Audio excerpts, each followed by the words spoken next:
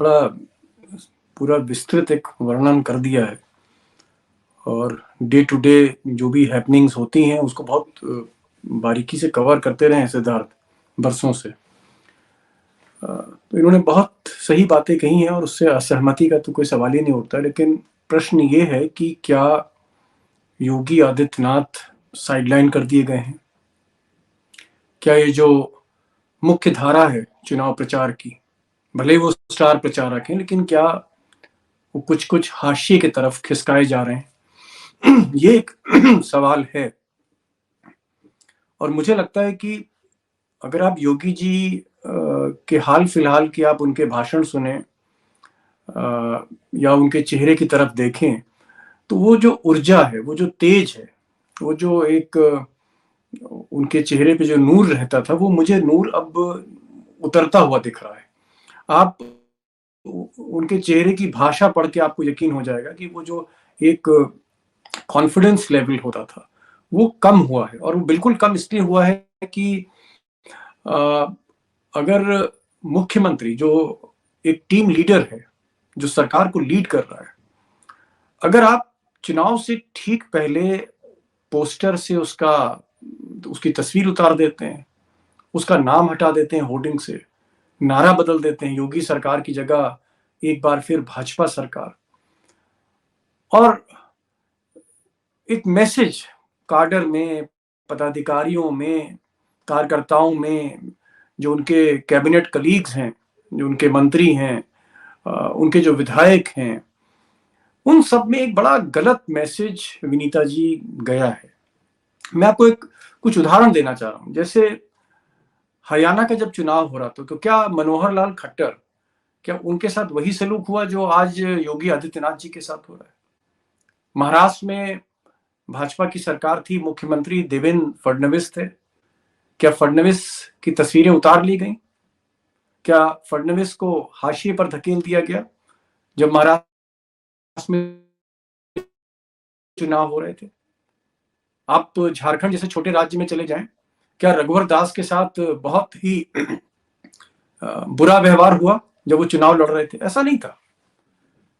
आप मध्य प्रदेश जाइए, मैं मध्य प्रदेश का चुनाव कवर कर रहा था, चाहे वो मेन चुनाव हो या उपचुनाव हो, और शिवराज सिंह चौहान जो है वही लीड कर रहे थे, वही चेहरा थे, वही वहां पर वजीर थे, वही सारी रणनीति कर रहे थे, वही सुपरस्टार प्रचारक थे।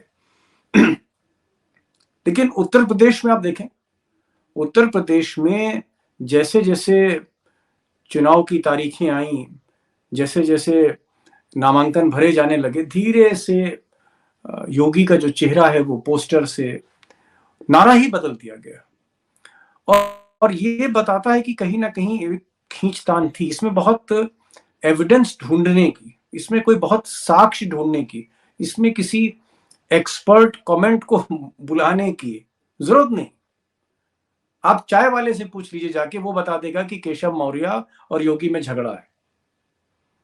आप नारे पढ़ लीजिए जो दीवारों पे लगे हैं लखनऊ के, लखनऊ से लेकर मेरठ तक, आगरा से लेकर मुजफ्फरनगर तक, योगी गायब हो गए। मुझे लगता है कि ये योगी के साथ अगर हम देखें कि जिस आदमी ने 5 साल, मैं ये नहीं कह रहा हूं कि योगी जी को बहुत एक विजनरी हम पॉलिटिशियन कहेंगे, वो कोई एक विजनरी चीफ मिनिस्टर थे उत्तर प्रदेश के, या उत्तर प्रदेश की उन्होंने काया पलट दी थी, लेकिन जो असाइनमेंट, जो टास्क आरएसएस ने उनको दिया, अमित शाह ने उनको दिया, मोदी ने उनको दिया, उस टास्क को, हिंदुत्व के प्रतीक थे, प्रतीक के तौर पे वो सिंहासन पर बैठाए गए, और उन्होंने उस टास्क को, उस जिम्मेदारी को अब्बा जान कह के या औरंगजेब कह के या चाचा जान कह के, या जिस तरह के भी उन्होंने जुमले गढ़े, या जिस तरह के उन्होंने रोमियो स्क्वाड बनाए, शुरू में बूचड़ खानों पर ताले लगवा दिए, लव जिहाद पर उन्होंने कार्रवाई करी। आप देखें तो जो एजेंडा था आरएसएस का, जो एजेंडा बीजेपी का था, उस एजेंडे पर उन्होंने कतई कंप्रोमाइज नहीं किया। जनसंख्या बिल आप देख लीजिए, आप एनआरसी और सीए में जो लाठी चली थी कानपुर में, लाठी चली थी लखनऊ में, सैकड़ों अल्पसंख्यक जो है जेल में डाल दिए गए। तो वो एजेंडे से पीछे नहीं हटे। राम जन्मभूमि का काम देखिए, काशी कॉरिडोर में आप देखें तो क्या बिना योगी जी के सहयोग से हो गया वो? ठीक है, मोदी जी वहां के सांसद हैं, ये सही बात है, लेकिन योगी जी अगर आप देखें, उनके दौरे देखें, आप उनकी विजिट देखिए वाराणसी, हर 15 दिन योगी जी वाराणसी में थे और उन्होंने बहुत ही समयबद्ध तरीके से काशी कॉरिडोर का भव्य निर्माण करवाया मुख्यमंत्री रहते हुए। और राम जन्मभूमि में भी जो आपने देखा, जिस तरह से उसका शिलान्यास किया प्रधानमंत्री मोदी ने, भव्य समारोह हुआ। और अयोध्या में जिस तरह हर साल दिवाली मनाई जाती है, दीप जलते हैं, लेजर लाइट होता है, तो जो एजेंडा उनको दिया गया उस एजेंडे पे योगी जी एकदम खरे उतरे हैं। उन्होंने संघ के एजेंडे को, शाह के एजेंडे को, उससे कंप्रोमाइज नहीं किया। उनसे किसी ने नहीं कहा था, बिल्कुल अपेक्षा नहीं थी कि वो हर बड़े शहर में 200-250 फ्लाईओवर बना दें। उनको ये टास्क नहीं दिया गया था कि आप जो है वो एक्सप्रेस वे जो है वो 6 महीने के अंदर बना देंगे और गंगा एक्सप्रेस वे पर भी आप काम शुरू करके उसका उद्घाटन करा देंगे 6 महीने पहले। या बुंदेलखंड की जो एक्सप्रेस वे है, उनसे नहीं कहा गया था कि वो जो है रोजगार देने के लिए बनाई। जिस काम के लिए उनको टास्क दिया गया, उस टास्क में मुझे नहीं लगता है कि योगी जी ने रत्ती भर की भी कमी करी। अगर करी हो तो भाई सिद्धार्थ जी से आप पूछें, अगर मैं गलत कह रहा हूं तो। जिस आदमी को, जिस पार्टी ने, संघ ने, संगठन ने जो काम दिया था वो ईमानदारी के साथ उन्होंने किया। और आज भी आप देखिए, योगी जी के एजेंडे पे ही अमित शाह और मोदी चल रहे हैं। योगी जी के एजेंडे पे ही वो कैराना में जाके पलायन की बात कर रहे हैं। आज भी पहली स्पीच जो मोदी जी ने वर्चुअल दी है, वर्चुअल रैली की जो स्पीच दी है, थोड़ा सा शुरू में प्रॉम्प्टर जरूर थोड़ा सा गड़बड़ हुआ था उसमें, लेकिन मोदी जी ने उसमें साफ तौर पर ये कहा कि साहब वो दंगे नहीं भूले हैं लोग, वो दंगे नहीं भूले हैं। और जब दंगे हो रहे थे, मुजफ्फरनगर जल रहा था, तो सरकार, ये किसका एजेंडा है? ये एजेंडा तो योगी जी का है। लेकिन दीपक जी, तो मुझे बात योगी पूरी करने दीजिए, मुझे बात पूरी। मैं कह रहा हूं कि ये नाइंसाफी है योगी जी के साथ कि अगर आप जिस एजेंडे की बात कर रहे हैं, उस एजेंडे पे वो उनकी मेरिटोरियस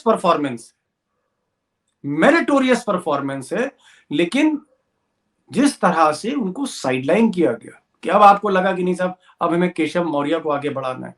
अरे भाई ठीक है, एक छोटे से अधिकारी को, इस देश में 3,500-4 हजार आईएएस अधिकारी होते हैं, एक आज आईएएस अधिकारी को अगर योगी जी ने बंगला नहीं दिया कालिदास मार्ग पे, तो उसका मोदी जी बदला ऐसे उतारेंगे? ये तो कोई बात नहीं होती। और मुझे लगता है कि एके शर्मा को अगर उन्होंने समायोजित नहीं किया अपनी सरकार में, उसका बदला ये नहीं लिया जा सकता कि साहब आप उनको हाशिए पे कर दें, आप पोस्टर से उनका नाम हटा दें, आप योगी सरकार की जगह भाजपा सरकार कर दें। ऐसा ना महाराष्ट्र में हुआ, ऐसा ना झारखंड में हुआ, ऐसा ना मध्य प्रदेश में हुआ, ऐसा ना हरियाणा में हुआ। ये एक इंसल्ट है, ये एक एम्बेरसमेंट है। जिस योगी लेकिन ताली को एक हाथ आप, से नहीं बजती ना दीपक जी। नहीं, ताली देखिए, ऐसा कोई ताली नहीं बजाई थी योगी जी ने। अगर एक मुख्यमंत्री आपके एजेंडे को आगे बढ़ा रहा है, तो आप बीच मझधार में किसी ब्यूरोक्रेट को आप कहें कि नहीं साहब ये अब उत्तर प्रदेश की सरकार अब एके शर्मा चलाएंगे, ये तो कोई बात नहीं। और योगी जी ने अपने हक हकूक की बात करी। एक मुख्यमंत्री को हक है, अगर नितिन गडकरी या राजनाथ सिंह अपने हक की बात नहीं कर पाते, या उत्तराखंड में जो 2 मुख्यमंत्री बदले गए धामी जी से पहले, वो अपने हक की बात नहीं कर पाए, तो ये तो कोई बात नहीं होगी कि इसके लिए आप योगी जी को आप दोषी ठहराएंगे। योगी जी ने सिर्फ ये कहा कि भाई आपने जो एजेंडा दिया अब्बा जान का, उस पर मैंने 100 में 100 नंबर लिए हैं। आपने लाठी चलाने को कहा था, तो मैंने एनआरसी और सीए में पूरी लाठी चलाई। रिकॉर्ड संख्या में लोगों को जेल भेजा गया है। आप बताइए, केजरीवाल शाहीन बाग का धरना नहीं हटा पाए थे, सुप्रीम कोर्ट को इंटरफियर करना पड़ा था।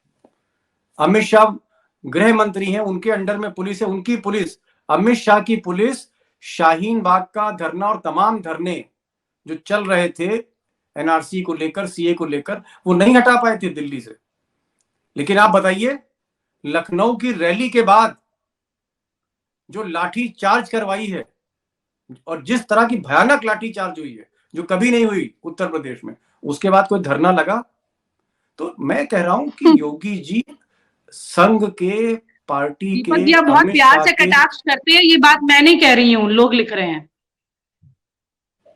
नहीं, मैंने तो कोई चीज इसमें गलत नहीं बोली, आप बताइए। और आप हमसे जुड़े रहने के लिए सब्सक्राइब करें YouTube पर, फॉलो करें ट्विटर पर और लाइक करें Facebook पर। और ज्यादा जानकारी के लिए आपको टाइप करना होगा सिर्फ न्यूज नशा।